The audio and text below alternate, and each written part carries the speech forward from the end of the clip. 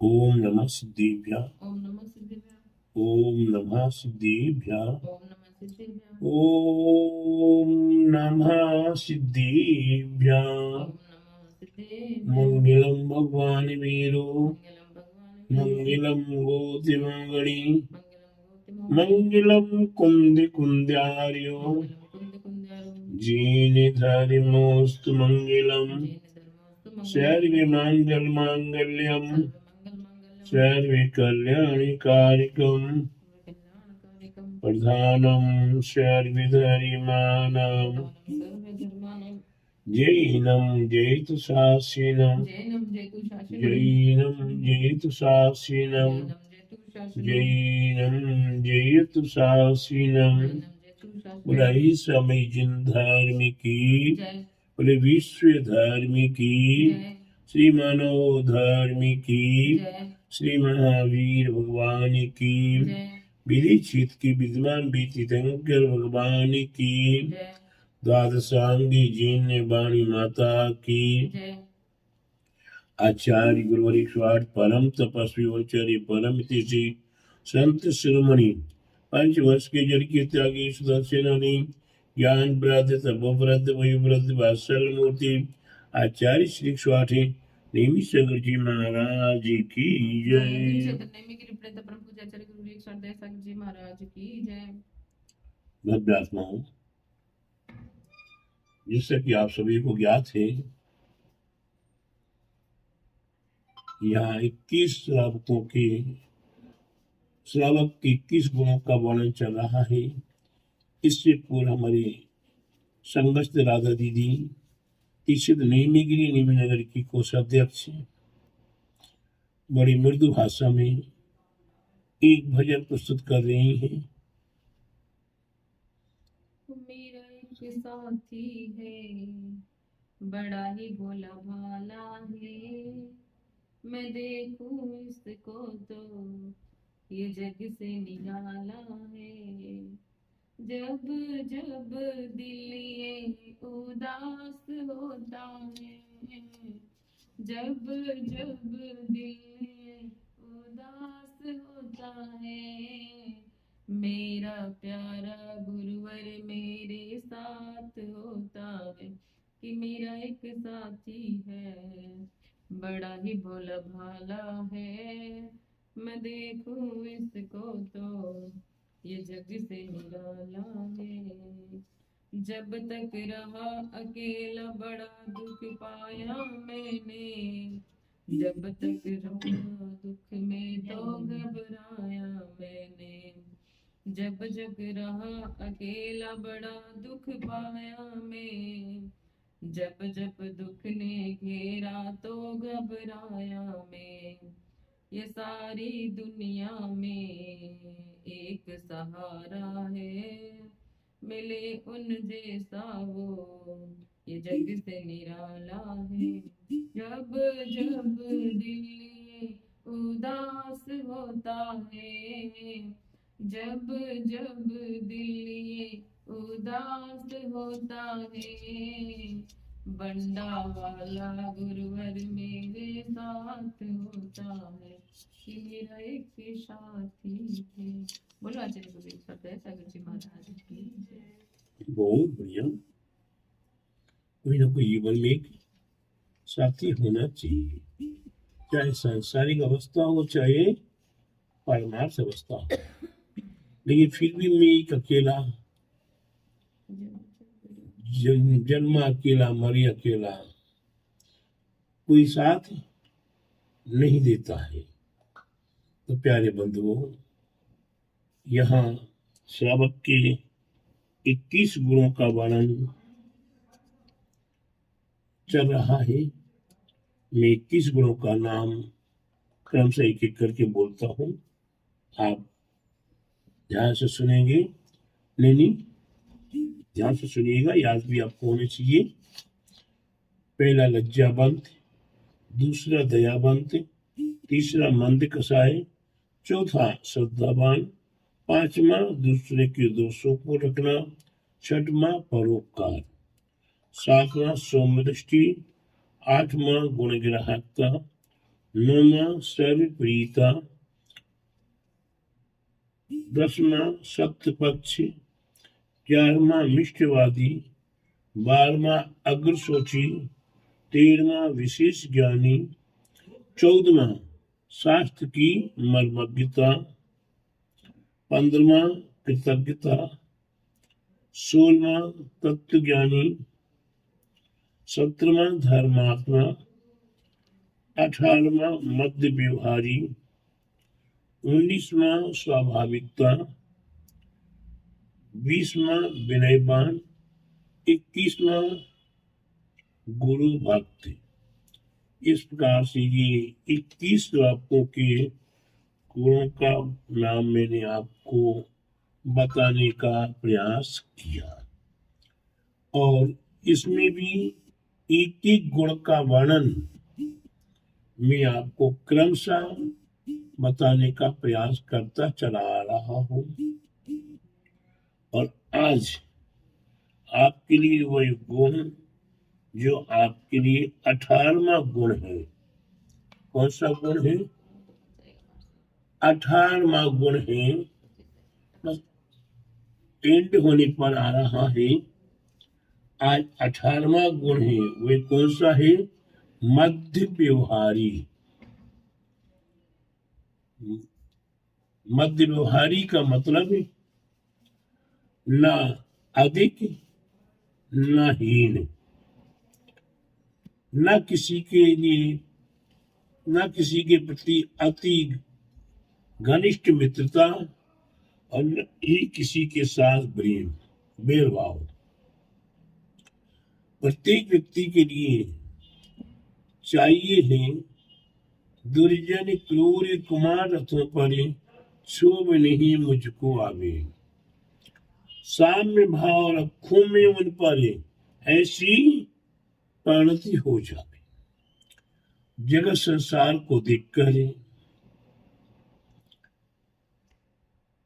नाना प्रकार के बुरे विकल्प उत्पन्न हुआ करते हैं। अधिकांश बुरे विकल्प हुआ करते हैं। संसार में जब देखते हैं कि वह पाप कर रहा है, वही चोरी कर रहा है, वही व्यभिचार कर रहा है, वही कसाय कर रहा है, वही अत्याचार कर रहा है, आदि आदि नाना प्रकार से संसारी प्राणियों को देखते हैं, और देखने के बाद मन में विचार आता है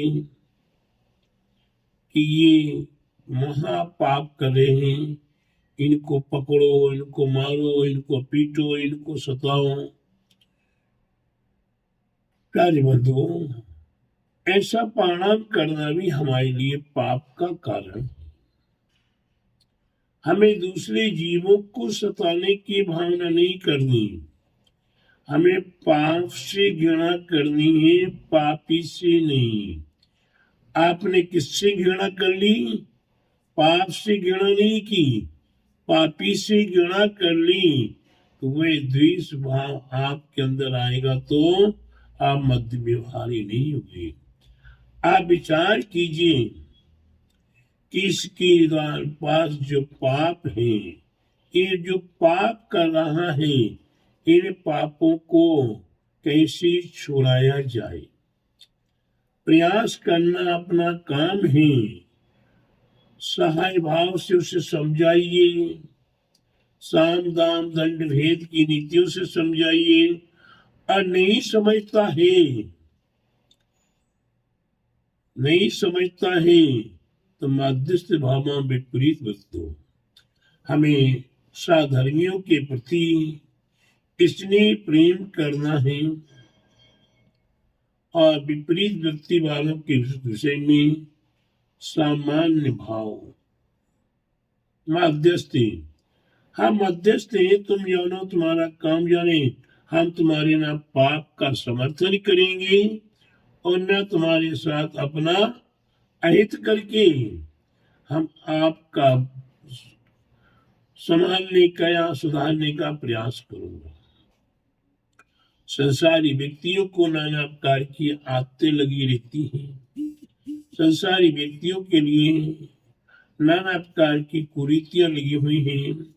संसारी प्राणियों के लिए पूर्ण संस्कार बस पापाचार में ही ये रमने को तैयार हुआ करता है। एक बार की बात याद आ रही है। एक सेठ जी थे और वही लगभग प्रतिदिन पूजा पाठ आदि कुछ धर्म भी किया करते थे। एक दिन एक मुनिराज आए।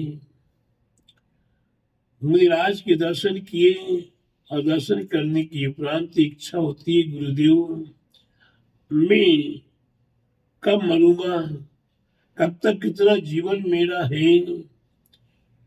गुरु महाराज ने अपनी बुद्धि से, अपने ध्यान से, अपने ज्ञान से बताया कि अभी आपको 2 साल, इतने इतने महीने, इतना इतना समय आपको भी रहना है और इस समय पर आपकी मृत्यु होगी।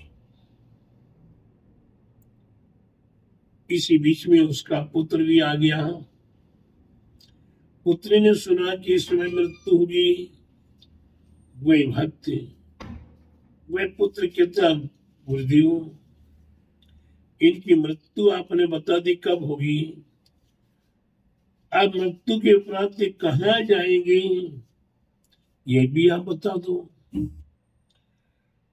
गुरुदेव कहते हैं मृत्यु के उपरांत ये विष्ठा का कीड़ा बनेगा। क्या बनेगा? विष्ठा के अंदर कीड़ा बनेगा।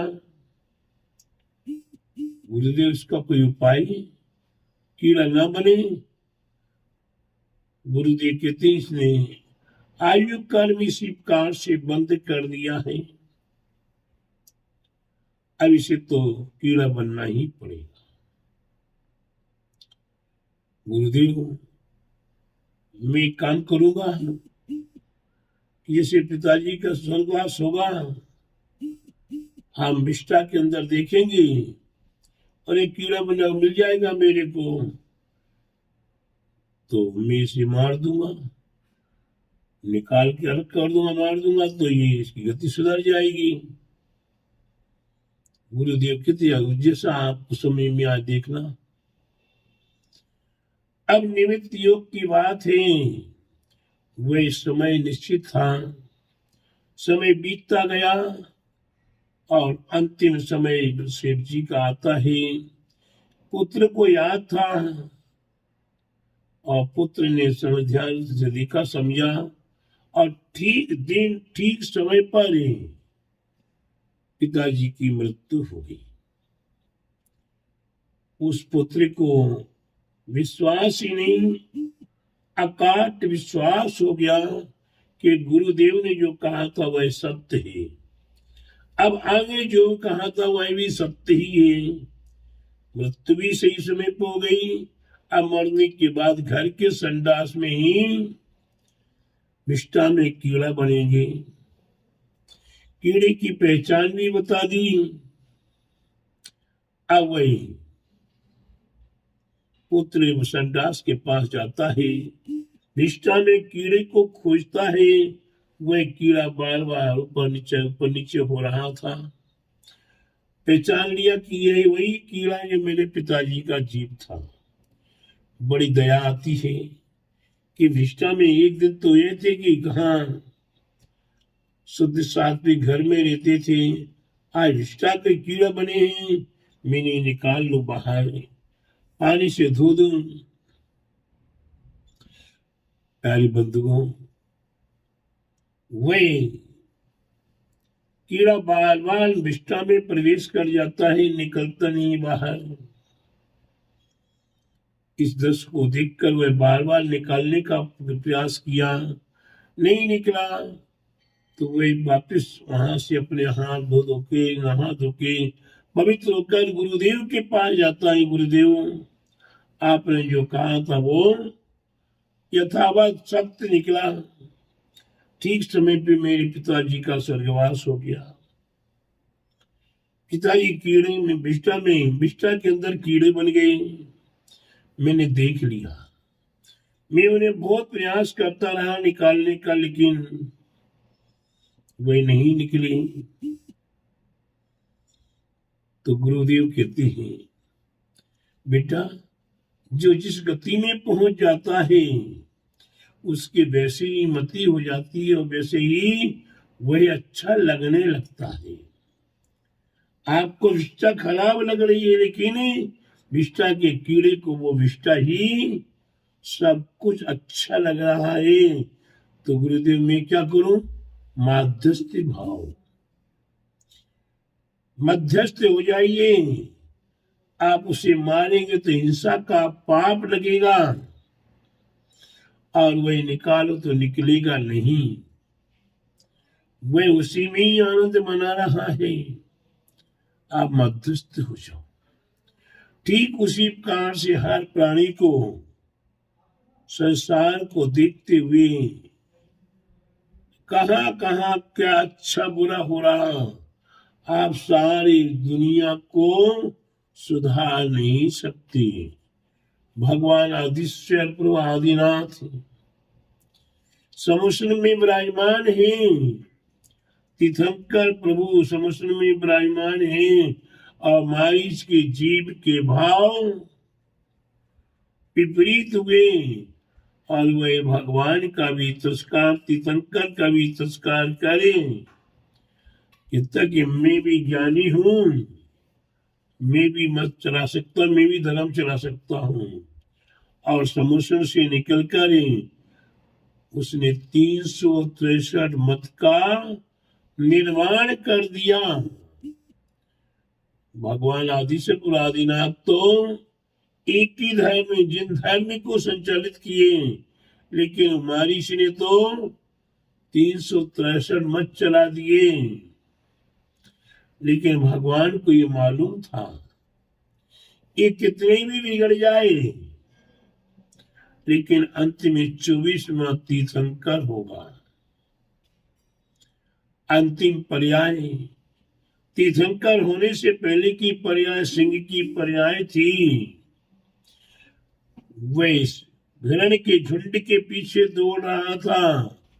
मुनिराज ने बड़े प्यार से संबोधा, और संबोधने के बाद उसे शिक्षा दी, और उस सिंह ने अनुव्रतों को स्वीकार कर लिया, और अंत में वह मृत्यु को संलिखना पूर्वक सिंह की पर्याय में संलिखना पूर्वक मृत्यु करे, मनुष्य बना और मनुष्य बन के आत्म कल्याण करता हुआ मोक्ष को प्राप्त कर लेता है। कहने का तात्पर्य मध्यस्थ रहना। अब तीर्थंकर उसके पीछे पड़ते उस मारो रोको, लेकिन रुकने वाला ने क्यों? कि सामने वाले के कर्म निकत्ति निकाचित आदि कर्म, दर्शन मोहिनी ज्ञानावाणी दर्शनावाणी आदि अंतराय कर्म हमने बंद किए हैं। उन्हीं कर्मों के अनुसार सामने वाले को हम और आप कोई बदल नहीं सकते। इसलिए मध्यस्थ भाव करें, अपना आत्म कल्याण करना। हम अपने लोटे का पानी छान सकते हैं, संपूर्ण समुद्र का पानी या संपूर्ण बरसात के पानी को नहीं छान सकते। पानी हमारे ऊपर गिर रहा है, हम छाता लगा सकते हैं, लेकिन संपूर्ण जगत में हम छाता नहीं बन सकते हैं। तो प्यारे बंधु, मध्यस्थ भावम विपरीत वृत्तो, हमें मध्यस्थ भावों के माध्यम से अपने जीवन का सार प्राप्त करना है और अपने जीवन में आनंद प्राप्त करना है। तो मैं यही कहूंगा कि प्रत्येक प्राणी को